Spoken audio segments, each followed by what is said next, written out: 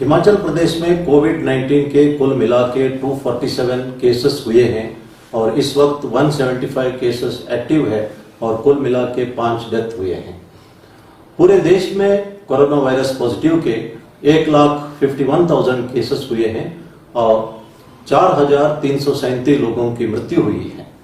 यह स्थिति संतोषजनक नहीं है। इस कारण से हमें बहुत ही ज्यादा सतर्क रहने की आवश्यकता है।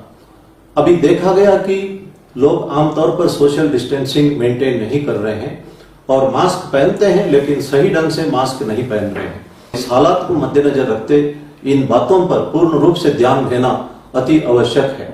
गांव के प्रधान भी ज्यादा सतर्क रहने की आवश्यकता है। होम क्वारंटाइन हो, इंस्टीट्यूशनल क्वारंटाइन हो, प्रधान तथा गांव के पंचायत के मेंबर्स तथा अन्य लोग, हर एक नागरिक इस मामले में सतर्क रहना है। ये स्थिति इस वक्त बाहर के राज्यों से आने वाले लोगों की कैरियर बनने की वजह से हुआ है, लेकिन इसको हम कंटेन कर सकते हैं और इन्फेक्शन चेन को हम लगातार तोड़ते जा रहे हैं, इसलिए ज्यादा घबराने की आवश्यकता नहीं है।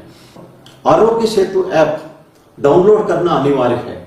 अगर आप एयरपोर्ट, रेलवे स्टेशन जाएंगे या किसी भी सरकारी बिल्डिंग में जाएंगे तो वहां पूछा जाता है जो आरोग्य सेतु ऐप के बारे में और वो देखा जाता है। इसलिए बेहतर रहेगा हम सब इसको डाउनलोड करें। करोड़ों लोगों ने डाउनलोड किया है और इसको अपडेट करते रहे। जो फ्रूट सेलर्स है उनको प्रिकॉशन लेने की जरूरत है। जो लोग फ्रूट्स खरीदते हैं उसको नजदीक आके सूंघते हैं और फिर उस फ्रूट को वहीं पे रखते हैं, ये खतरनाक है। दूसरा व्यक्ति उसी फ्रूट को खरीद सकता है, इसलिए इस तरह का सूंघने वाला काम आप ना करें। और फ्रूट वेंडर्स है, अदर वेंडर्स है तथा ट्रक ड्राइवर्स है, बहुत ज्यादा प्रिकॉशन लेने की आवश्यकता है। हैंड वॉश करते रहे, सैनिटाइजर्स यूज करते रहे, इससे हम इस रोग से बच सकते हैं और समाज को भी बचा सकते हैं। सड़क पे चलते वक्त लेफ्ट साइड ही चले। अगर दोनों साइड चलते हैं तो क्राउडिंग होता है, सोशल डिस्टेंसिंग बनाए रखने में हम असमर्थ रहेंगे। इसलिए मेरी अनुरोध है कि चलते वक्त रोड पर लेफ्ट साइड पर ही चले। हमने पहले भी कहा है कि बीमारी से लड़ना है, बीमार से नहीं। लेकिन अफसोस की बात है कि मंडी जिला के नेर चौक में एक महिला की मृत्यु हुई थी कोविड-19 पॉजिटिव की वजह से। उसका डेड बॉडी को जब जलाने ले जा रहे थे तो एम्बुलेंस को सड़क पर रोका गया था लोगों ने और इस पर मुकदमा दर्ज हुआ और ये बहुत ही अफसोस की बात है। इसी तरह कुछ होम क्वारंटाइन, इंस्टीट्यूशनल क्वारंटाइन के वायलेशंस भी अभी भी देखने को मिल रहा है और हम उचित कार्रवाई करते जा रहे हैं। मेरा अनुरोध है नियमों का पालन करें और हम जो मेहनत कर रहे हैं इस पे हम कामयाब हो सकते हैं। जो फ्रंटलाइन वॉरियर्स है, स्वीपर्स है, आशा वर्कर्स है, हेल्थ वर्कर्स है, डॉक्टर्स है, नर्सेस है, पुलिस वाले हैं, होम गार्ड्स है, एनसीसी वाले हैं, इनको सम्मान करना चाहिए। इस वक्त हमारी रक्षा के लिए ये लोग सामने खड़े हैं, अपने ऊपर रिस्क ले रहे हैं। जब हम दूसरों को सम्मान देते हैं तो वो अपने आप को सम्मान देने का बराबर है। जब हम दूसरों को नमस्ते करते हैं तो वो भी दिल की गहराई से हमें नमस्कार करता है। इसलिए कहा जाता है कि सर्वजीव नमस्कारम केशवम प्रतिगच्छति। जब हम किसी को नमस्कार करते हैं, रेस्पेक्ट देते हैं, वो भगवान को रेस्पेक्ट करने का बराबर है। और भगवान कहीं दूर पार बाहर नहीं है, भगवान हमारे अंदर ही है। कुछ लोगों का नाम रखा जाता है राम स्वरूप, गोपाल स्वरूप, देव स्वरूप आदि।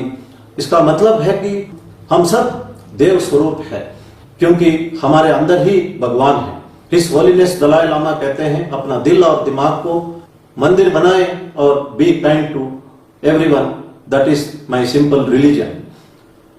भगवान राम ने हनुमान जी से पूछा है कि मेरा बारे में परसेप्शन आपका क्या है।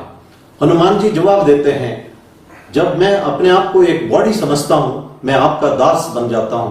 जब मैं अपने आप को एक आत्मा समझता हूं तो मुझे लगता है कि आपका अंश मेरे अंदर है, मेरे अंदर डिविनिटी है।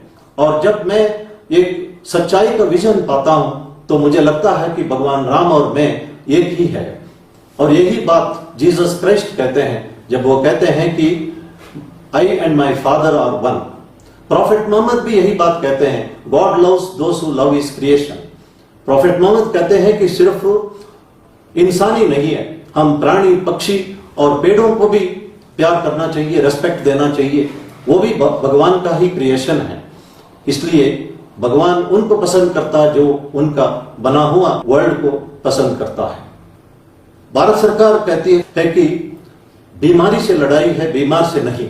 महात्मा गांधी जी ने पहले कहा है कि condemn the sin, love the sinner. सब लोगों ने एक ही बात कही है। अगर हम पावर ऑफ पॉजिटिव थिंकिंग, जो किताब डॉक्टर नॉर्मन विंसेंट पीले ने लिखा है, उसमें भी यही बात दोहराया गया है। भगवान श्री सत्य साई बाबा ने एक बात कही है, वे हमेशा लोगों को संबोधित करते वक्त कहते हैं प्रेम स्वरूपलाय, एम्बॉडीमेंट्स ऑफ लव। उनका मतलब है हम सब देव स्वरूप हैं। भगवान बाबा ने कहा है कि हमारा 3 पर्सनालिटी है, one which we think we are, other one what others think what you are, and lastly what you actually are. ये जो what others thinks what you are, इसके बारे में मैं एक एग्जाम्पल देना चाहता हूं। एक राजा, एक सेनापति, एक दलपति और एक सिपाही शिकार खेलने जाते हैं, अलग अलग हो जाते हैं। एक अंधा एक पत्थर के ऊपर बैठा हुआ है। राजा ने उस अंधे से पूछा, श्रीमान जी कृपा करके मुझे बताइए यहां से कोई गए? उस अंधा ने जवाब दिया कि अभी तक कोई नहीं गए, आप ही हैं। उसके बाद सेनापति आता है, वो कहता है कि हाँ भाई क्या कर रहे हो, यहां से कोई गए? और उसने जवाब दिया एक आदमी गए और आप दूसरे हैं। उसके बाद दलपति जैसे कमांडेंट है, उसने पूछा कि खड़े हो जाओ, आपका और कोई काम धंधा नहीं है, यहां से कौन कौन गए? उन्होंने कहा यहां से 2 गए, अब आप तीसरा। आखिरी में सिपाही आता है, वो उसके खूब गालियां देता है और उससे उठक बैठक 100 बार कराता है और फिर पूछता है कि यहां से कौन गए? उस अंधे ने जवाब दिया पहले आपका राजा गए, बाद में आपका सेनापति गए, फिर आपके दलपति गए, अब आप सिपाही जा रहे हो। सिपाही हैरान हो जाता है, वो पूछता है कि आप तो अंधे हो, आपको कैसे पता चला पहले वाला राजा बाद वाला सेनापति, अब मैं एक सिपाही हूं? तो उस अंधे ने जवाब दिया सबकी बोलने की तरीका से मैंने पहचान लिया, पहले वाला राजा, बाद वाला सेनापति, बाद वाला दलपति और उसके बाद आप सिपाही हैं।